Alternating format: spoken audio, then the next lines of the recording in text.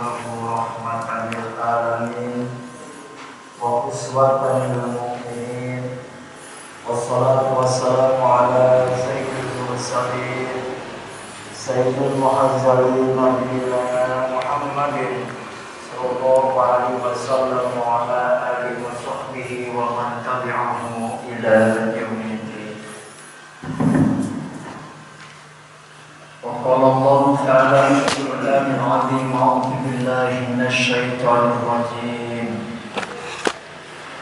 الذين يتبعون الرسول النبي الأمي الذين يجدونه مكتوبا عندهم في التوراة والإنجيل يأمرهم بالمعروف وينهاهم عن المنكر ويحل لهم الطيبات ويحرم عليهم الخبائث. الآية صدق الله العظيم والله أعلم بالصواب. Surah Al-A'raf ayat 150. Sebagai bahan kajian pada sebelum ini, segala puji bagi Allah, rahmat salam semoga tetap kepada baginda Rasulullah Muhammad sallallahu alaihi wasallam, para sahabatnya, para tabi'in, para pengikutnya, termasuk kita. Alhamdulillah, jamaah subuh yang sangat mengharapkan ridho dan rahmat Allah.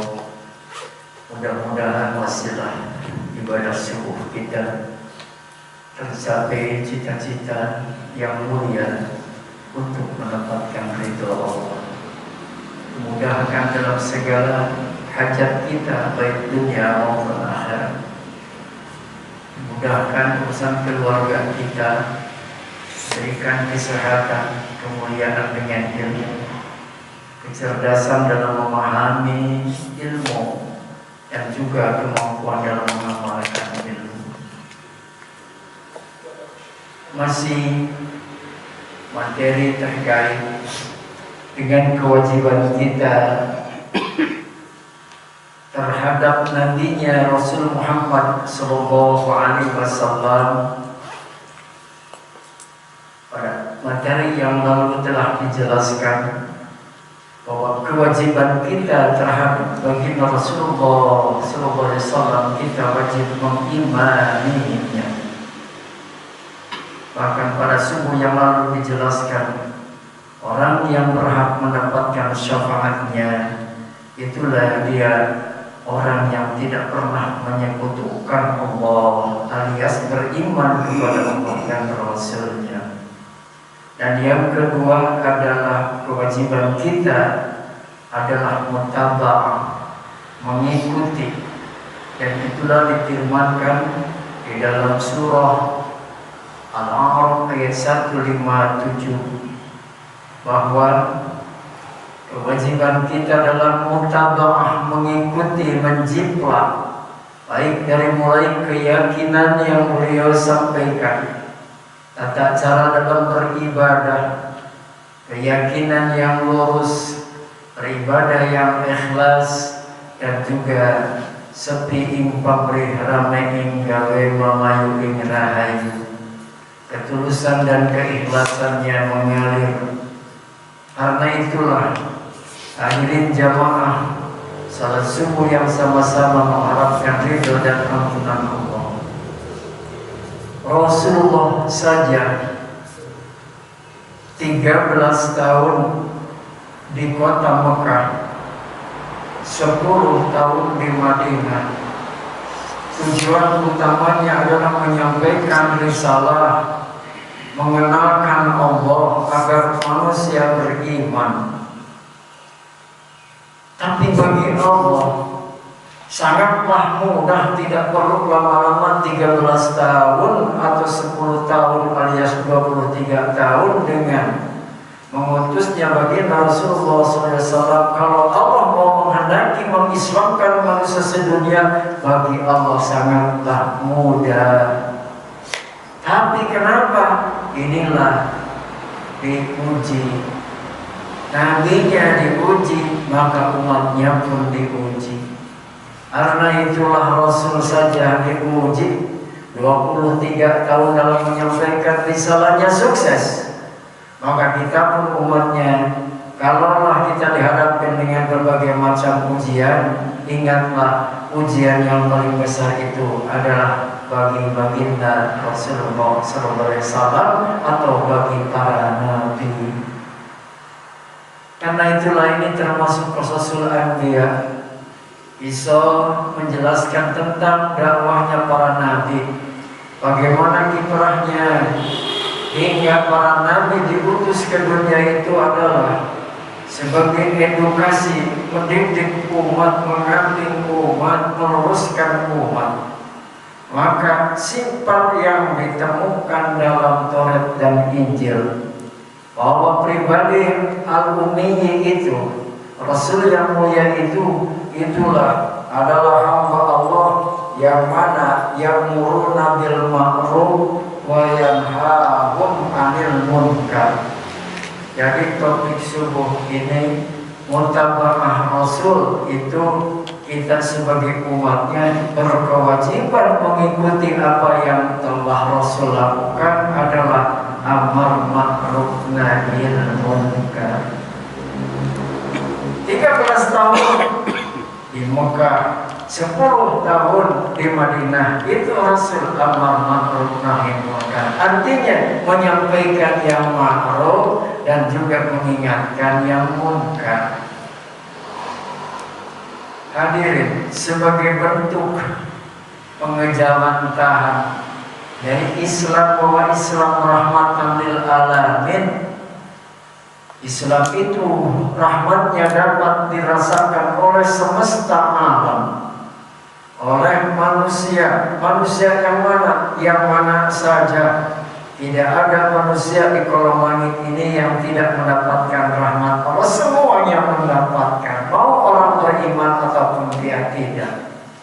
Hanya Allah mengujinya, maka dengan diutusnya Rasul, apakah umatnya itu lurus atau tidak mengikuti Rasulnya, mutaba'ah Rasulnya.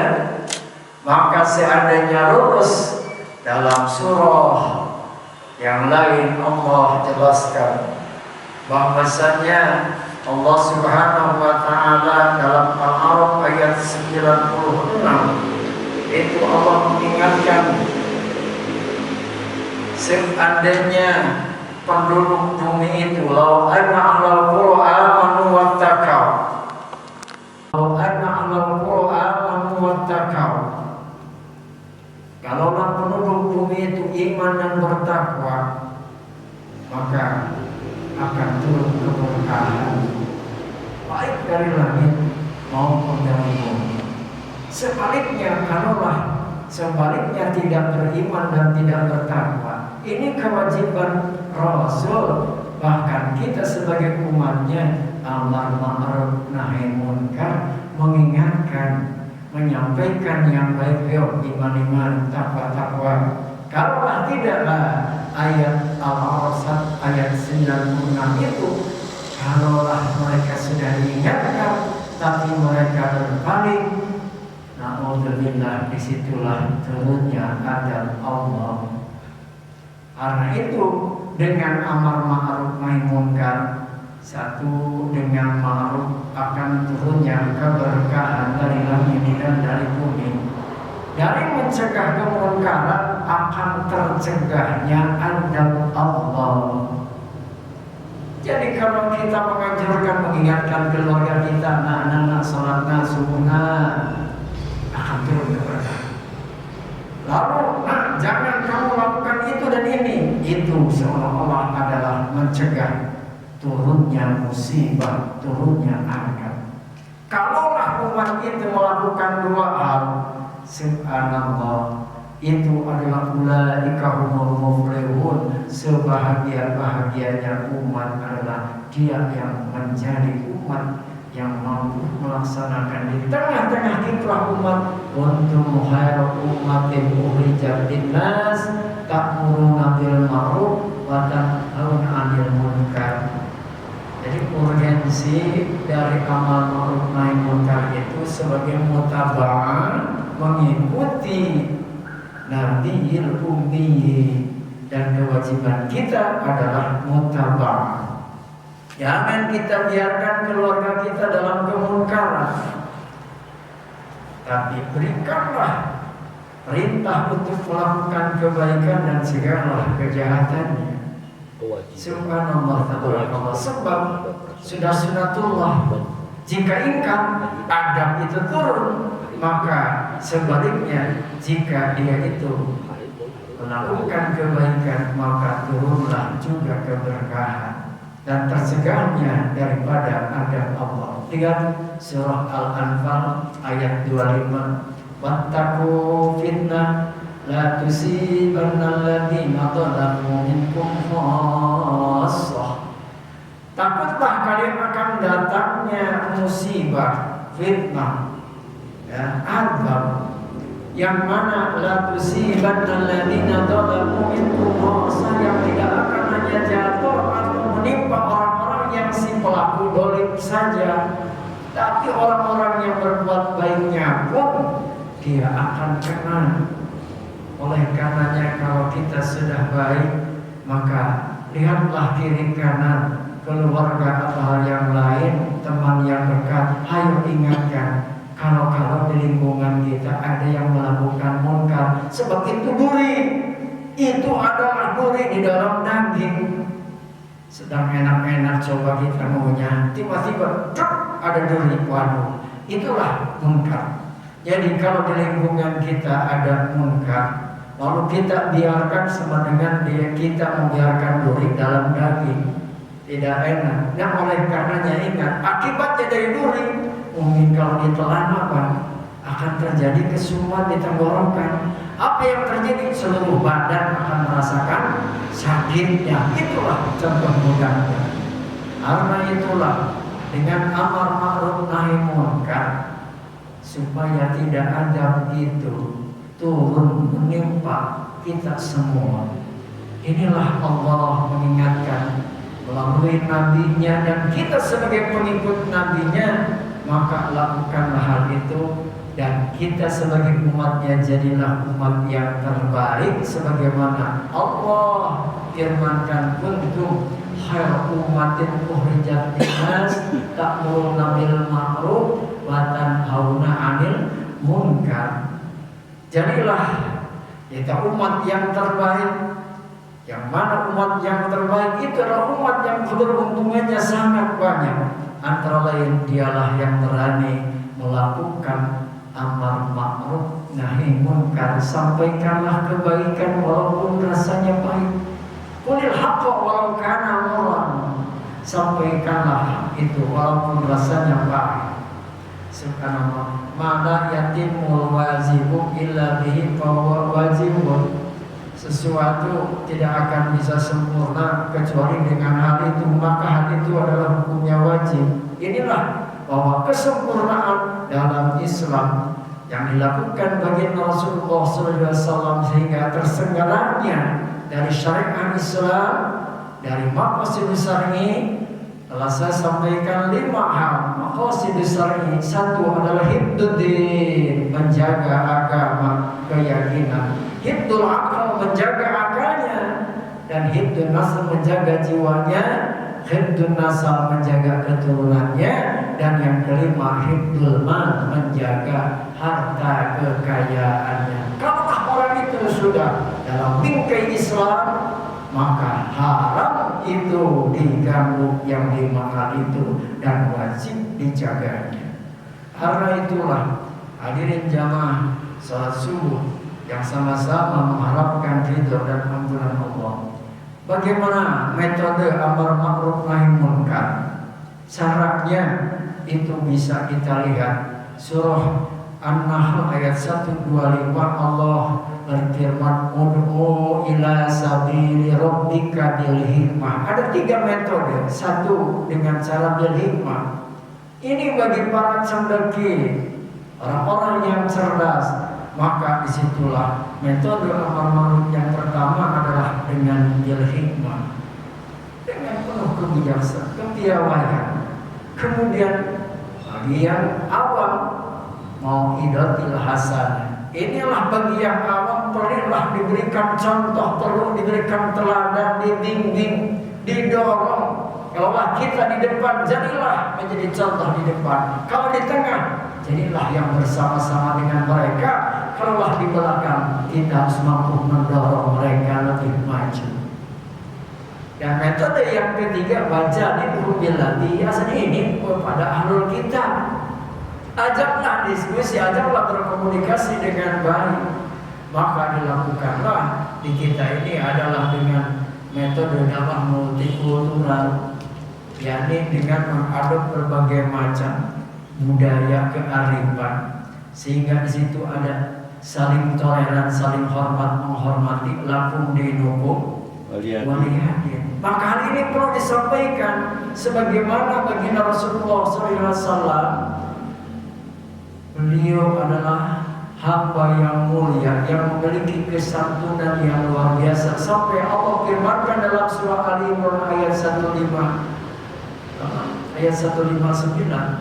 Bagaimana firman Allah? Fabima rahmati minallahi lintalahum walaupun taqaddam ghalidul qabilan fadu min halik.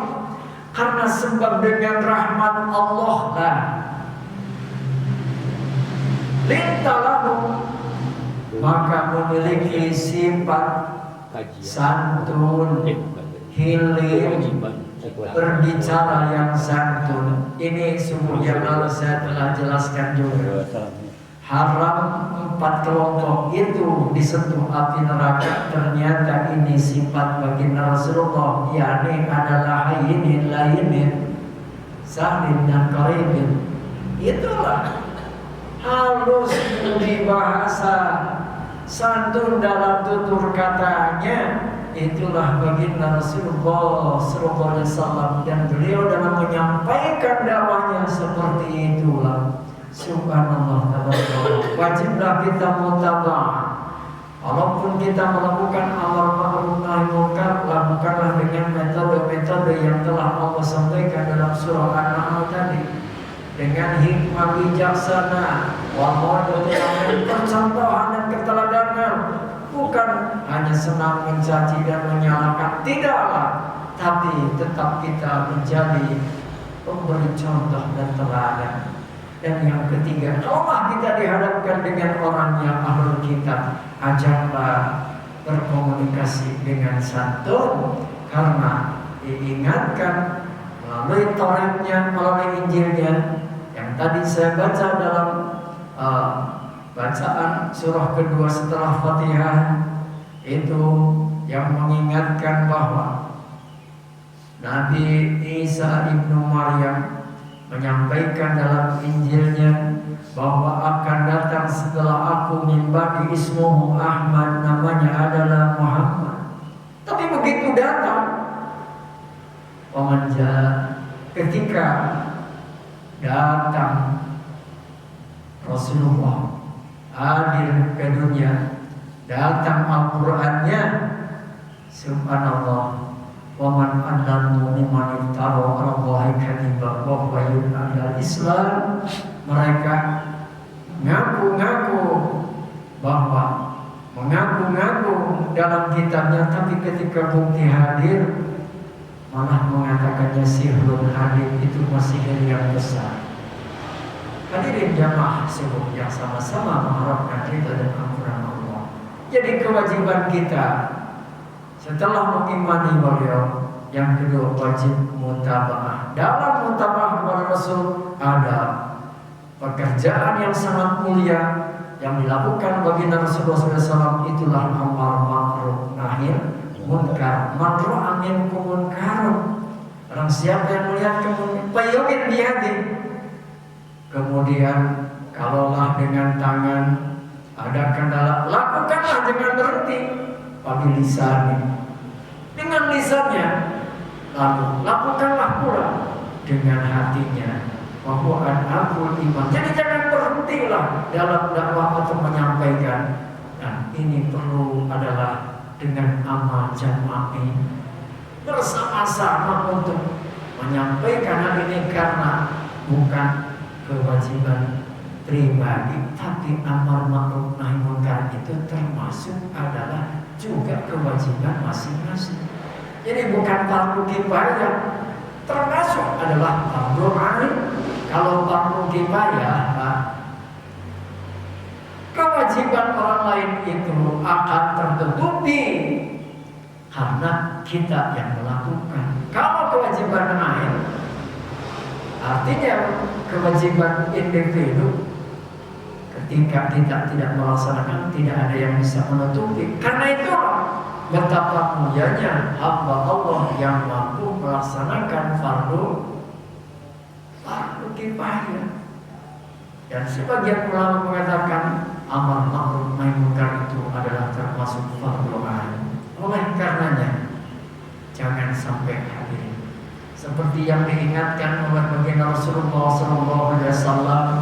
An bin Mas'ud radhiyallahu anhu Rasulullah SAW qala ma min nabiyyin ba'atsallahu fi ummati min qabli illa kana lahu min ummati hawariyun wa ashabun yaquluna bi sunnati wa ya'taqiduna bi amri summa innaha tahalluqu min ba'dihi. Subhanallah, tidaklah diutus seorang nabi sebelum aku, kata Nabi. Semuanya senantiasa mereka bergumul dengan para sahabatnya yang senantiasa meyakini kebenaran dan melakukan segala perintahnya. Tapi setelah mereka berlalu, maka apa yang diyakininya tidak sesuai dengan apa yang diucapkannya. Apa yang diucapkannya tidak sesuai dengan apa yang dilakukannya. Maka disinilah mereka itu, barang siapa yang melihat kemungkaran, rubahlah dengan tangannya dengan sungguh-sungguh. Siapa yang melakukan berjihad dengan sungguh-sungguh, dialah benar-benar orang mukmin. Kalaulah tidak dengan tangannya, dengan lisannya, dan dia mampu menyampaikan peringatannya, dia adalah wahwa mukminun, dia adalah benar-benar orang yang beriman. Pun sampai kepada siapapun yang tidak senang terhadap sesuatu yang tidak sesuai dengan ketentuan Allah dan Rasulnya, hatinya pun dia mengingkarinya, dan itu pun masih dikatakan dia adalah orang yang beriman. Subhanallah. Hadirin jamaah subuh yang sama-sama mengharapkan ridha dan ampunan Allah.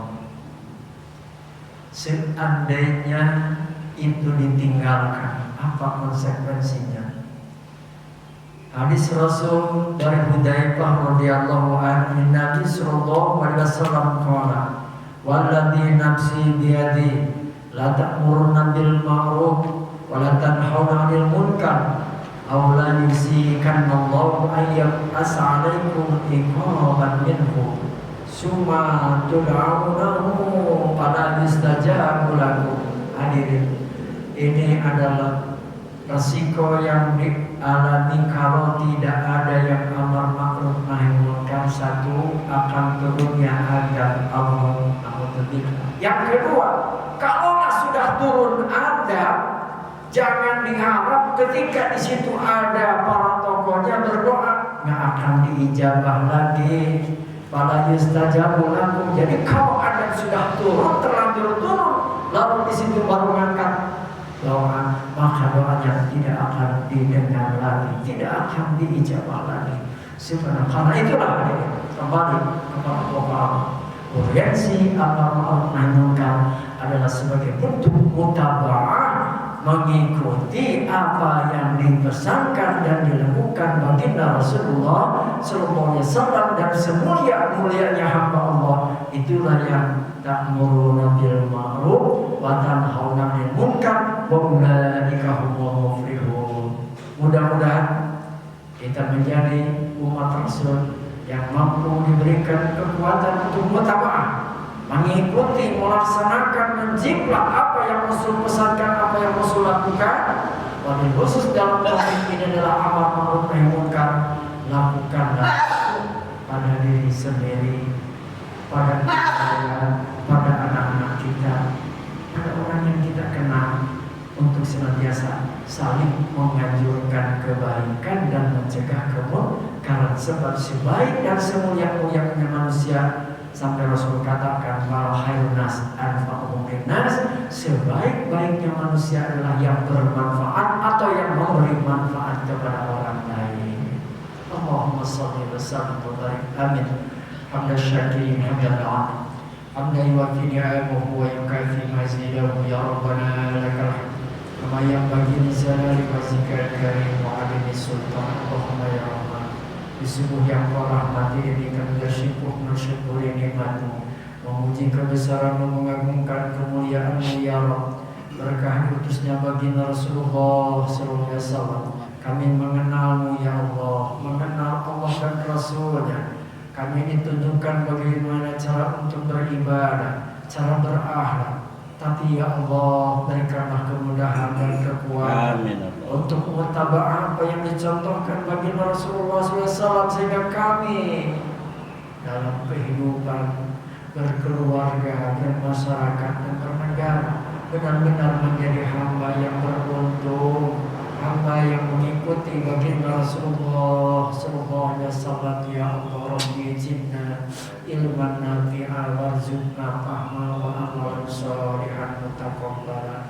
Allahumma ij'alna ma'awladana min ahlil ilmi wa ahlil bina wa ahlil khair wa la taj'alhu min ahlil jair. Rabbana taqabbal minna innaka antas samiul alim wa tub alaina innaka antat tawwabur rahim. Rabbana atina fid dunya hasanah wa fil akhirati hasanah wa qina adzabannar. Wa sallallahu ala Muhammadin khairil khalqi wa ala alihi wasallam. Subhana rabbika rabbil izzati amma yasifun wa salamun alal mursalin walhamdulillahi rabbil alamin. Assalamualaikum warahmatullahi wabarakatuh.